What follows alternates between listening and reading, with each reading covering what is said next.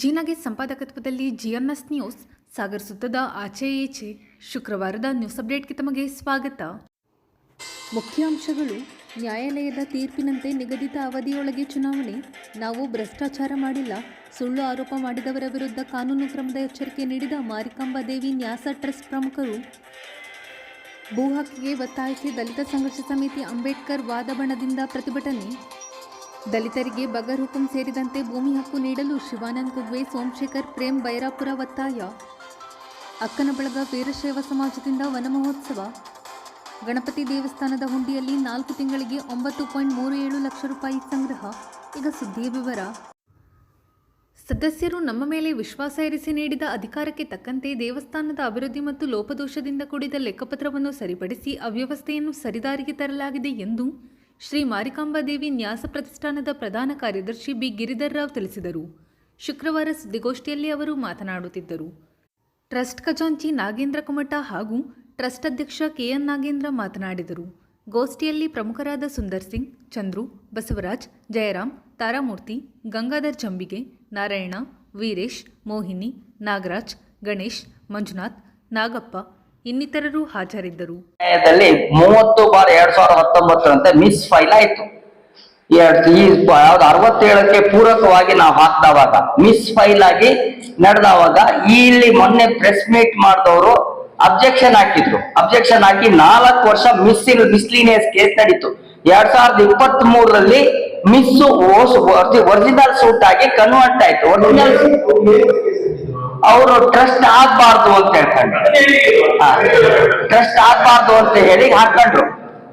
ಆಮೇಲೆ ಎರಡನೇದಾಗಿ ಇಂಪ್ಲೀಡ್ ಆದ್ರು. ಆ ಇಂಪ್ಲೀಡ್ ಆದವಾಗ 5 ಟೀಮ್ ಇಂಪ್ಲೀಡ್ ಆಯ್ತು. ಒಂದು MD ಆನಂದ ಟೀಮ್, ಮತ್ತೆ AD Subrahmanya team, 3 LV Subhashan team, ಆಮೇಲೆ ಕಾರ್ಗಲ್ ಸುರೇಶ್ ಅವ್ರ ಟೀಮು, ಆಮೇಲೆ ಡಿಶ್ಗುರು ಅವ್ರ ಟೀಮು, ಅದೇ ಡಿಶ್ಗುರು ಟೀಮ್. ಈ 5 ಟೀಮ್ಗಳು ಆಮೇಲೆ ಮಧ್ಯದಲ್ಲಿ ಇನ್ನೊಬ್ಬ ಮೋಹನ ಅಂತ ಹೇಳ್ಕೊಂಡು 6 ಟೀಮು 43 ಜನ ಇದು ಇಂಪ್ಲೀಡ್ ಅಪ್ಲಿಕೇಶನ್ ಆಯ್ತು. 43 ಜನರ ಇಂಪ್ಲೀಡ್ ಅಪ್ಲಿಕೇಶನ್ ಆಯ್ತು. ಇಲ್ಲಿ MD ಆನಂದ ಟೀಮ್ನವರು ವಕೀಲರು ನಾ ಕ್ರಾಸ್ ಮಾಡಲ್ಲ ಅಂತಾರೆ, ಕ್ರಾಸ್ ಮಾಡ್ತಾರೆ. ಅವರು ಒಂದ್ಸರ್ತಿ ಬರ್ತಾರೆ, ಮೀಟಿಂಗ್ ಕೋರ್ಟಿಗೆ ಬರ್ತಾರೆ, ಇಲ್ಲ ನಂದೇನು ಇಲ್ಲ ಅಂತಾರೆ. ಅದೇ ಹೇಳ್ತೀನಿ, ಅದನ್ನೇ ಹೇಳಿ. ಅದು ಯಾಕೆ ತಡ ಆಗ್ತಾ ಹೋಯ್ತು ಅನ್ನೋದಕ್ಕೆ ನಿಮ್ಗೆ ಬಂದು ಸೀದಾ ನನ್ನನ್ನ ಚೀಫ್ ಎಕ್ಸಾಮಿನ್ ಮಾಡಿದ್ರು. ಚೀಫ್ ಎಕ್ಸಾಮಿನ್ ಎಲ್ಲ ಆದ್ಮೇಲೆ ಕ್ರಾಸ್ ಎಕ್ಸಾಮಿನ್ ಮಾಡ್ಬೇಕು. ನಾವು ಯಾರು ಕ್ರಾಸ್ ಮಾಡಲ್ಲ ಅಂತ ಕ್ರಾಸ್ ಮಾಡದೇ ಇದ್ದು ಎರಡನೇದಾಗಿ ಒಂದು ಡೇಟ್ ಕೊಟ್ರು. ಡೇಟ್ ಕೊಟ್ಟು ಅವಾಗ ಈ LV ಸುಭಾಷ ಮತ್ತೆ AD ಸುಬ್ರಹ್ಮಣ್ಯನ್ ಕಡೆ ವಕೀಲರು ವಿಶ್ವನಾಥ್ ಅವರದ್ದು ನನಗೆ ಕ್ರಾಸ್ ಎಕ್ಸಾಮಿನ್ ಮಾಡಿದ್ರು. ಕ್ರಾಸ್ ಎಕ್ಸಾಮಿನ್ ಮಾಡಿದವಾಗ ಸೇಮ್ ಡೇ MD ಇವರು ವಿ ಶಂಕರ್ ಅವರು ಕ್ರಾಸ್ ಮಾಡಿದ್ರು. ವಕೀಲರು ಅವರು ಕ್ರಾಸ್ ಮಾಡಿದ್ರು. ಕ್ರಾಸ್ ಮಾಡಿದ್ಮೇಲೆ ಅದು ಮುಗೀತು. ನೆಕ್ಸ್ಟ್ ನಮ್ಮ ಮತ್ತೆ 2 ಜನ ವಕೀಲರು ನಾವು ಕ್ರಾಸ್ ಮಾಡೋದಿಲ್ಲ ಅಂತ ಹೇಳಿದ್ರು. ಅದ್ರೊಳಗಡೆಗೆ ಈ ಬೈಲಾ ಮಾಡಿಫಿಕೇಶನ್ ಗೆ ನಾವೇನ್ ಹಾಕಿದ್ವಲ್ಲ, ಬೈಲಾ ಮಾಡಿಫಿಕೇಶನ್ ಎಲ್ಲರಿಗೂ ಬಂತು. ಪೇಪರ್ ನೋಟಿಫಿಕೇಶನ್ ಆದ್ಮೇಲೆ ವಾಪಸ್ ಬಂತು. ಎಲ್ಲ ಮತ್ತೆ ಅವ್ರವ್ರು ಬದಲಾವಣೆ ಕೇಳಿದ್ರು. ಅಲ್ಲಿ ನಮ್ಮ ಡಿಶ್ಗುರು ಟೀಮ್ ವಕೀಲರಾದ ಪ್ರವೀಣ್ ಅವರು ಕೆಲವು ಬದಲಾವಣೆ ಕೇಳಿದ್ರು. ಈ ಬದಲಾವಣೆ ಮಾಡಿ ನಮ್ಗೆ ಒಪ್ಪಿಗೆ ಇದೆ ಅಂತ ಹೇಳಿದ್ರು. ಶಂಕರ್ ಅವರು ಈ ಬದಲಾವಣೆ ಆದ್ರೆ ನಮ್ಗೆ ಒಪ್ಪಿಗೆ ಇದೆ ಅಂತ ಹೇಳಿದ್ರು.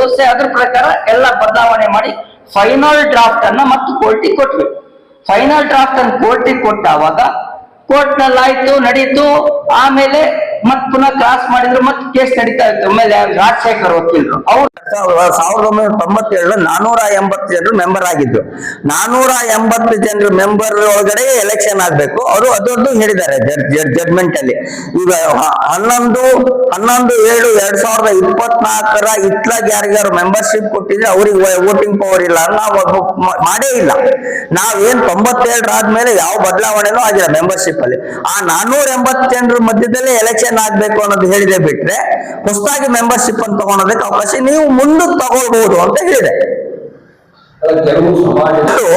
ಮೊದಲು 8 ಜನರಿಗೆ ಸಮಾಜದ 8 ಜನರಿಗೆ ಇತ್ತು. ಆ 8 ಜನರಿಗೆ ಪ್ರತಿ ಸಮಾಜಕ್ಕೆ ಒಬ್ಬೊಬ್ಬರಂತ 8 ಜನರಿಗೆ 8 ಸಮಾಜದ 8 ಮೆಂಬರ್ ಅನ್ನ ಅವ್ರ ಸಮಾಜದಿಂದ ಕಳ್ಸೋದು. ಅದು ಈಗಿನ ಹೊಸ ಇದರ ಪ್ರಕಾರ ಯಾರು ಇಲ್ಲಿ ಮೆಂಬರ್ ಆಗಿದ್ದಾರೆ, 480 ಜನರಲ್ಲಿ ಮೆಂಬರ್ ಆಗಿದೆ ಅವರನ್ನೇ ಕಳ್ಸ್ಬೇಕು ಬಿಟ್ರು ಬೇರೆಯವ್ರಿಗೆ ಕಳ್ಸಕ್ ಬರಲ್ಲ.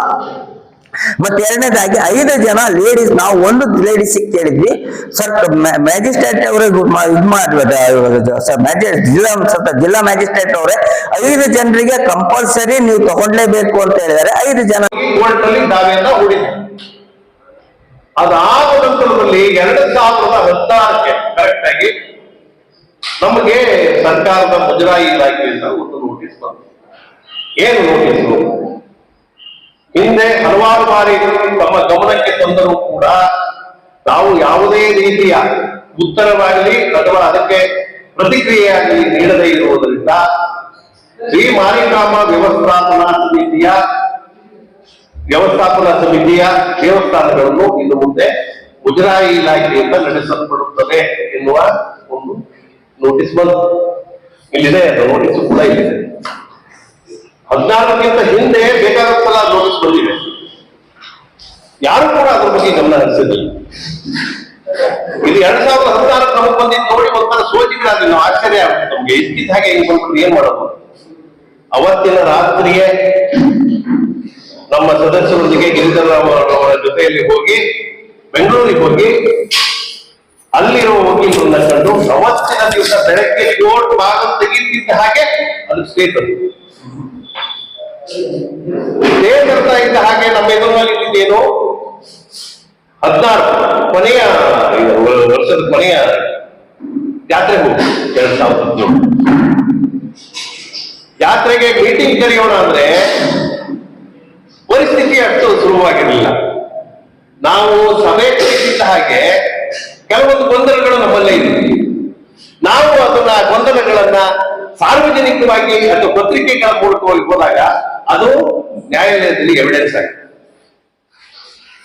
ಅದಕ್ಕಿಂತ ಮುಂಚಿತವಾಗಿ ಮುಜರಾಯಿ ಇಲಾಖೆಗೆ ಯಾರು ಅರ್ಜಿ ಕೊಟ್ಟವರು ಅಂತ ಕೇಳಿದ್ರೆ ಸುಬ್ರಹ್ಮಣ್ಯ ಅವರು, ಪತ್ರಕರ್ತ ಸುಬ್ರಹ್ಮಣ್ಯ ಅವರು, ಮಲಕೃಪಾ ಪತ್ರಿಕೆಯ ಸಂಪಾದಕ, ಅವರು ಅರ್ಜಿ ಹಾಕಿದ್ರು.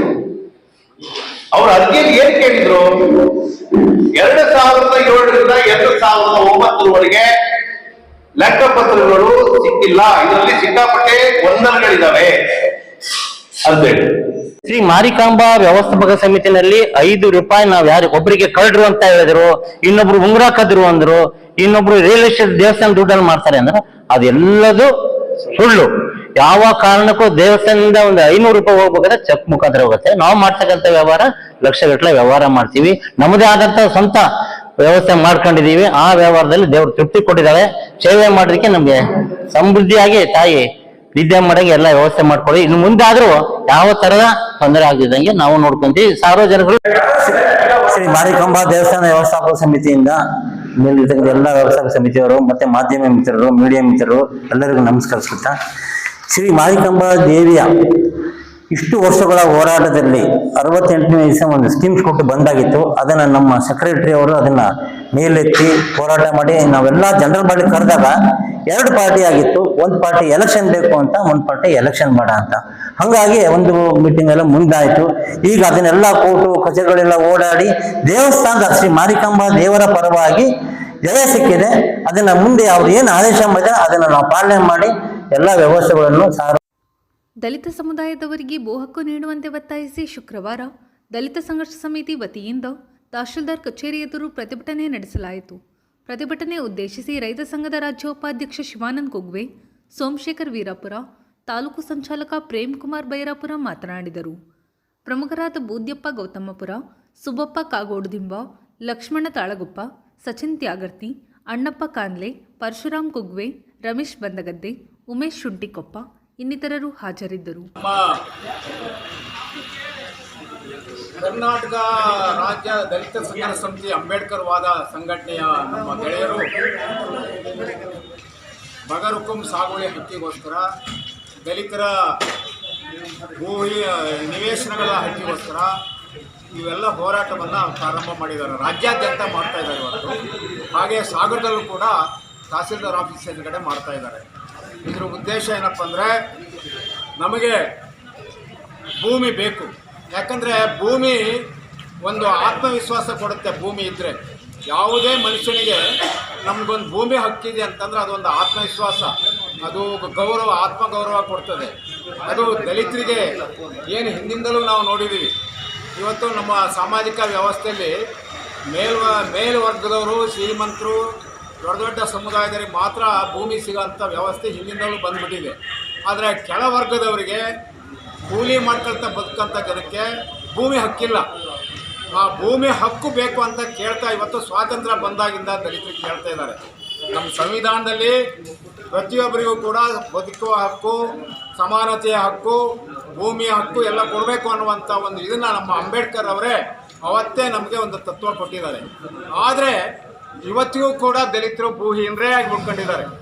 ಇವತ್ತೇನಾರ ಸಮಾಜದಲ್ಲಿ ನಾವು ಅಂಕಿ ಸಂಖ್ಯೆ ಯೋಚನೆ ಮಾಡಿದ್ರೆ ಭಾಳ ಕಡಿಮೆ ಭೂಮಿ ಹಕ್ಕು ಇರ್ತಕ್ಕಂಥವ್ರು ದಲಿತ ಜನಾಂಗದವರು. ಯಾಕಂದರೆ ಅವರಿಗೆ ಇವತ್ತಿನ ಹಿಂದಿನ ಭೂಮಾಲೀಕ ವರ್ಗ ಭೂಮಿನೇ ಸಿಗದೇ ಇರೋಂಥ ಮಾಡಿದಂಥ ವ್ಯವಸ್ಥೆ ನಾವು ನೋಡ್ತಾ ಇದ್ದೀವಿ. ಆದ್ದರಿಂದ ಏನು ನಾವು ಬಗರುಕುಂ ಸಾಗುವಳಿ ಹೋರಾಟವನ್ನು ಸುಮಾರು 90ರ ದಶಕದಲ್ಲಿ ನಾವು ದಲಿತ ಸಂಘರ್ಷ ಸಮಿತಿಯಿಂದ ಪ್ರಾರಂಭ ಮಾಡಿದ್ವಿ. ಅದು ಶಿವಮೊಗ್ಗ ಜಿಲ್ಲೆ ಸಾಗರದಲ್ಲೇ ಪ್ರಾರಂಭ ಮಾಡಿದ್ವಿ. ಶಿವಮೊಗ್ಗ ಜಿಲ್ಲೆ ಆಮೇಲೆ ಬೇರೆ ಬೇರೆ ಎಲ್ಲ ಕಡೆ ರಾಜ್ಯಾದ್ಯಂತ ಈ ಬಗರುಕುಂ ಚಳುವಳಿಯ ಇದಾಯಿತು, ಹಬ್ಬಿಕೊಳ್ತಾವು. ದಲಿತ ಸಂಘರ್ಷ ಸಮಿತಿ ನೇತೃತ್ವ ವಹಿಸಿ ಅದನ್ನು ಪ್ರಾರಂಭ ಮಾಡಿದ್ದು ಸಾಗರದಲ್ಲೇ. ನಾವು ಇದೇ ತಾಲೂಕು ಆಫೀಸಲ್ಲೇ ಒಂದು ಪಿಕೆಟಿಂಗ್ ಮಾಡಿದ್ವಿ, 106 ಜನ, ಜೈಲು ಕೂಡ ಹೋಗಿದ್ವಿ. ಆ ನಂತರ ಇದು ಒಂದು ಕಾಯ್ದೆಯಾಗಿ ಬರಲಿಕ್ಕೆ ಕಾರಣ ಅದನ್ನೊಂದು ರಾಜಕಾರಿಯ ಪಕ್ಷಗಳು ಕೂಡ ಎಲ್ಲ ತಾಲೂಕಿನ ತಹಸೀಲ್ದಾರರ ಒಂದು ಇನ್ವಾಲ್ವ್ಮೆಂಟಲ್ಲಿ ಮತ್ತು ಕೆಲವು ಪ್ರತಿನಿಧಿಗಳನ್ನ ಇಟ್ಕೊಂಡು ಬಗರುಕುಂ ಸಾಗುವಳಿ ಕಮಿಟಿ ಅಂತ ಮಾಡಿದ್ರು, ಅಕ್ರಮ ಸಕ್ರಮ ಕಮಿಟಿಗಳು. ಬಟ್ ಈ ಅಕ್ರಮ ಸಕ್ರಮ ಕಮಿಟಿಗಳಿಗೆ ಅರ್ಜಿಯನ್ನು ಕೂಡ ತಗೊಂಡ್ರು. ಸಾವಿರಾರು ಲಕ್ಷಾಂತರ ಅರ್ಜಿಗಳು ಬಂದು, ಆದರೆ ಈವರೆಗೂ ಕೂಡ ನಿಜವಾಗಿ ಅರ್ಜಿ ಹಾಕಿದವು ಸ್ಯಾಂಕ್ಷನ್ ಆಗಲಿಲ್ಲ. ವಜಾ, ಅದು ಅನೇಕ ಕಾರಣ ಕೊಟ್ಟು ವಜಾ ಆಗ್ತಾ ಇದ್ದಾವೆ. ಆದ್ದರಿಂದ ನಾವೇನು ಹೇಳ್ತಾ ಇದ್ವಿ ಅಂತಂದರೆ, ಇವತ್ತು ದಲಿತ ಸಂಘರ್ಷ ಸಮಿತಿಯವರು, ನಾವು ರೈತ ಸಂಘಟನೆಯವರು ಎಲ್ಲರೂ ಕೂಡ ಏನು ಹೇಳ್ತಾ ಇದ್ವಿ ಅಂದರೆ, ಭೂಮಿ ಇಲ್ದಿದ್ದರಿಗೆ ಭೂಮಿ ಕೊಡಿ. ಈ ಸರ್ಕಾರದ ರೆವಿನ್ಯೂ ಕಾಯ್ದೆ ಇದೆಯಲ್ಲ, land grant rules of revenue department, ಆ ಲ್ಯಾಂಡ್ ಗ್ರ್ಯಾಂಟ್ ರೂಲ್ಸ್ ಪ್ರಕಾರನೇ ಕೊಡಬೇಕು. ಯಾವ 4 ಎಕರೆ 39 ಗುಂಟೆವರೆಗೂ ಕೂಡ ಒಬ್ಬ ವ್ಯಕ್ತಿ ಕೊಡ್ಬೋದು, ಒಬ್ಬ ಕೂಲಿಕಾರ ಇರ್ಬೋದು, ರೈತ ಇರ್ಬೋದು. ಆ ಕಾನೂನನ್ನು ಪಾಲಿಸಬೇಕು. ಹಾಗೆ ಯಾರು ಭೂಮಿ ಇಲ್ದಿರೋಂಥ SC ST ಜನಾಂಗ ಇದ್ದಾವೆ ಅವರಿಗೆ ಕೊಡಬೇಕು. ಅವ್ರಿಗೆ ಮೊದಲು ಕೊಟ್ಟು ಜಮೀನು ಇಲ್ದಿದ್ದವರಿಗೆ, ಬಡವರಿಗೆ, ಕೂಲಿಕಾರರಿಗೆಲ್ಲ ಕೊಡಬೇಕು ಅಂದ ಒಂದು ರೂಲ್ಸ್ ಇದೆ, ಲ್ಯಾಂಡ್ ಗ್ರ್ಯಾಂಟ್ ರೂಲ್ಸ್. ಅದನ್ನು ಪಾಲಿಸಬೇಕು ಅಂತ ನಾವು ಈ ಸಂದರ್ಭದಲ್ಲಿ ಒತ್ತಾಯ ಮಾಡ್ತೇವೆ. ನಮ್ಮ ದಲಿತರಿಗೆ ಇವತ್ತು ಭೂಮಿ ಇಲ್ಲ. ಯಾಕಂತ ಹೇಳಿದ್ರೆ ಸರ್ಕಾರ ಹೇಳುತ್ತೆ, ಜನರು ಹೇಳ್ತಾರೆ ದಲಿತರಿಗೆ ಪ್ರಥಮ ಆದ್ಯತೆ ಅಂತ ಹೇಳಿ. ಇವತ್ತು ನಮಗೆ ಆದ್ಯತೆ ಯಾವುದು ಕೂಡ ಆಗ್ತಿಲ್ಲ. ಇವತ್ತು ಕಾನೂನು ಪ್ರಕಾರ ಹೋದ್ರೆ ನಮಗೆ 40% ನಮಗೆ ಇರಬೇಕು, ಇನ್ನು 60% ಇತರರಿಗೆ ಅಂತ. ಅಂದರೆ ನಿಮಗೆ 20% ಕೂಡ ಕೊಡ್ತಾ ಇಲ್ಲ. ಇವತ್ತು ಹಳ್ಳಿಗಳಲ್ಲಿ ನಮ್ಮ ದಲಿತರ ಪಾಡು ಪಾಡಾಗಿದೆ. ಯಾಕಂತ ಹೇಳಿದ್ರೆ ಇವತ್ತು ನಮ್ಮ ಹಳ್ಳಿಗಳಲ್ಲಿ ಜಮೀನು ಮಾಡಿದ್ರು ಕೂಡ ಅವರಿಗೆ ಖಾತೆ ಇಲ್ಲ, ಪಾಣಿ ಇಲ್ಲ. ಯಾಕಂತ ಹೇಳಿದ್ರೆ ನೀವು ಸಾಗುವಳಿ ಮಾಡಿಲ್ಲ, ಅಥವಾ ಕಾನು ಅಥವಾ ಸಪ್ಪಿನ ಬೆಟ್ಟ ಈ ಥರ ಸಬೂಬು ಹೇಳಿ ನಮ್ಮ ಅರ್ಜಿಗಳನ್ನು, ದಲಿತ ಅರ್ಜಿಗಳನ್ನು ವಜೆಗೊಳಿಸ್ತಾ ಇದ್ದಾರೆ. ದಯವಿಟ್ಟು ಇದು ಆಗಬಾರ್ದು. ಮಾನ್ಯ ಜನ ಸರ್ಕಾರ ನಮ್ಮ ಅರ್ಜಿಗಳನ್ನು ಪರಿಗಣಿಸಿ ಮುಂಜಾಗ್ರತೆ ಮಾಡಬೇಕು. ಜೊತೆಗೆ ನಮ್ಮ ಮಿನಿಸ್ಟ್ರು ಕೂಡ ಅದ್ರ ಬಗ್ಗೆ ಸಂಭವಿಸಬೇಕು. ಜೊತೆಗೆ ನಮ್ಮ ತಾಲೂಕಿನ ಶಾಸಕರಾಗಿದ್ದ ಗೋಪಾಲಕೃಷ್ಣ ಬೇಳೂರು ಅವರು ಕೂಡ ಈ ನಮ್ಮ ಒಂದು ಮನವಿಯನ್ನು ಹೋಗೊಟ್ಟು ಅವರು ಮುಂದಿನ ದಿನಗಳಲ್ಲಿ ನಮ್ಮ ಅರ್ಜಿಗಳನ್ನು ಪರಿಶೀಲಿಸಿ ನಮ್ಮಗಳಿಗೆ ತಿರಸ್ಕೃತಗೊಂಡಿರ್ತಕ್ಕಂಥ ಅರ್ಜಿಗಳನ್ನು ಮತ್ತು ಮರು ಪರಿಶೀಲನೆ ಮಾಡಿ ನಮಗೆ ಹಕ್ಕುಗಳನ್ನು ಕೊಡಿಸ್ಬೇಕಂತೇಳಿ ನಾನು ಈ ಮೂಲಕ ಪತ್ರಿಕೆ ಮೂಲಕ ನಾನು ಹಕ್ಕನ್ನು ಒತ್ತಾಯಿಸ್ತಾ ಇದ್ದೇನೆ. ಬಂಧುಗಳು, ಇವತ್ತು ನಮ್ಮ ತಾಲೂಕು ಒಂದೇ ಅಲ್ಲ, ಇವತ್ತು ಕರ್ನಾಟಕ ರಾಜ್ಯಾದ್ಯಂತ ಇವತ್ತು ಇದೇ ದಿನ ಮಾಮೂಲಿ ಶಂಕರ್ ಅವರ ನೇತೃತ್ವದಲ್ಲಿ ಇವತ್ತು ನಮ್ಮ ರಾಜ್ಯ ಸಂಚಾಲಕ ಮಾಮೂಲಿ ಶಂಕರ್ ಅವರು, ಅಂಬೇಡ್ಕರ್ವಾದ ಈ ಸಮಿತಿಯ ಅಧ್ಯಕ್ಷರಾಗಿದ್ದ ಮಾಮೂಲಿ ಶಂಕರ್ ಅವರು ಇವತ್ತು ರಾಜ್ಯ, ಜಿಲ್ಲೆ ಮತ್ತು ತಾಲೂಕುಗಳಲ್ಲಿ ಏಕಕಾಲಕ್ಕೆ ಮುಂದೆ ದಿನ ಪ್ರತಿಭಟನೆ ಮಾಡಬೇಕು. 11 ಗಂಟೆಯಿಂದ 4 ಗಂಟೆವರೆಗೂ ಕೂಡ ನೀವು ಪ್ರತಿಭಟನೆ ಮಾಡಬೇಕು. ಮನವಿಯನ್ನು ತಹಸೀಲ್ದಾರ್ ಮುಖಾಂತರ ಅಥವಾ AC ಮುಖಾಂತರ ಸರ್ಕಾರಕ್ಕೆ ಬರಬೇಕು. ನಾನಿಲ್ಲಿ ಮೇಲ್ಮಟ್ಟದಲ್ಲಿ ಸಿದ್ದರಾಮಯ್ಯ ಮತ್ತು ನಮ್ಮ SC ಮಾದೇವಪ್ಪನವರು ಮತ್ತು ನಮ್ಮ ಕೃಷ್ಣ ಬೈರೇಗೌಡ ಇವ್ರ ಮುಖಾಂತರ ನನ್ನ ಪರಿಶೀಲಿಸಿ ನಾನು ಮುಂದೆ ಮಾಡಿಸಲಿಕ್ಕೆ ನಾನು ಬದ್ಧನಿದ್ದೀನಿ. ನೀವೆಲ್ಲರೂ ಕೂಡ ಸಪೋರ್ಟ್ ಮಾಡಬೇಕಂತ ಹೇಳಿ ನಮಗೆ ಪತ್ರಿಕೆ ಮುಖಾಂತರ ಮತ್ತು ಮಾಧ್ಯಮ ಮುಖಾಂತರ ಹೇಳಿದರು. ಆ ಪ್ರಕಾರ ನಾನು ಇವತ್ತು ಧರಣಿಯನ್ನು ಹಮ್ಮಿಕೊಡಿ. ಬಂಧುಗಳೇ, ಇವತ್ತು ಎಲ್ಲರೂ ಕೂಡ ನಾವು ಏಕಕಾಲಕ್ಕೆ ಇವತ್ತು ಜನಸಂಖ್ಯೆ ಕಡಿಮೆ ಇರ್ಬೋದು. ಯಾಕಂತ ಹೇಳಿದ್ರೆ ಇವತ್ತು ನಿನ್ನೆಲ್ಲ ಮೊನ್ನೆ ಬಂದಿರ್ತಕ್ಕಂಥ ಆದೇಶ ನಾವು ಒಂದೇ ದಿನಕ್ಕೆ ಈ ಶಿಕ್ಷಣ ಪೀಪಲ್ ಮಾಡಿ ಸಂಘರ್ಷಕ್ಕೆ ಅಂಬೇಡ್ಕರ್ ವಾದದಿಂದ ಈ ಒಂದು ಹೋರಾಟವನ್ನು ಹಾಕಿಕೊಂಡಿದ್ದೀವಿ.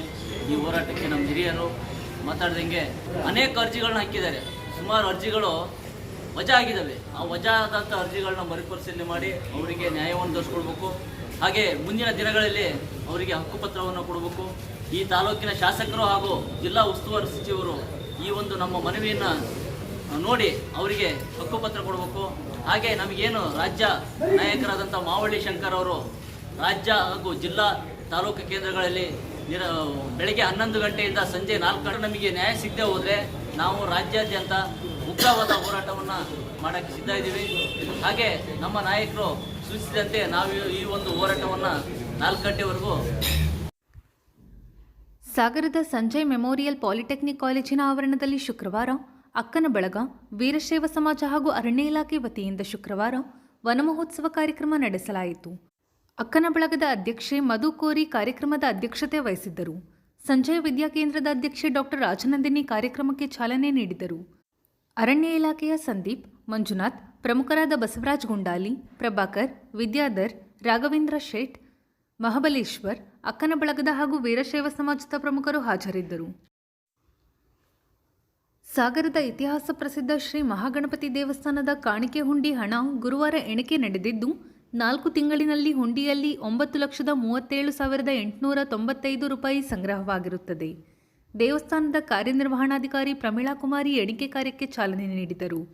ಈ ಸಂದರ್ಭದಲ್ಲಿ ತಹಶೀಲ್ದಾರ್ ಚಂದ್ರಶೇಖರ್ ನಾಯ್ಕ್, ದೇವಸ್ಥಾನ ವ್ಯವಸ್ಥಾಪಕ ಸಮಿತಿ ಅಧ್ಯಕ್ಷ ಟಿವಿ ಪಾಂಡುರಂಗ, ಕಂದಾಯ ಇಲಾಖೆಯ ಸಿಬ್ಬಂದಿಗಳು, ದೇವಸ್ಥಾನದ ಮಂಜುನಾಥ್, ಚಂದ್ರಶೇಖರ್, ಶ್ರೀಧರ್ ಸಾಗರ್ ಇನ್ನಿತರರು ಹಾಜರಿದ್ದರು. ಇದು ಶುಕ್ರವಾರದ ಸಮಗ್ರ ಸುದ್ದಿ. ನಿರಂತರ ಸುದ್ದಿಗಾಗಿ ನೋಡ್ತಾ ಇರಿ GNS ನ್ಯೂಸ್. ನಮಸ್ಕಾರ.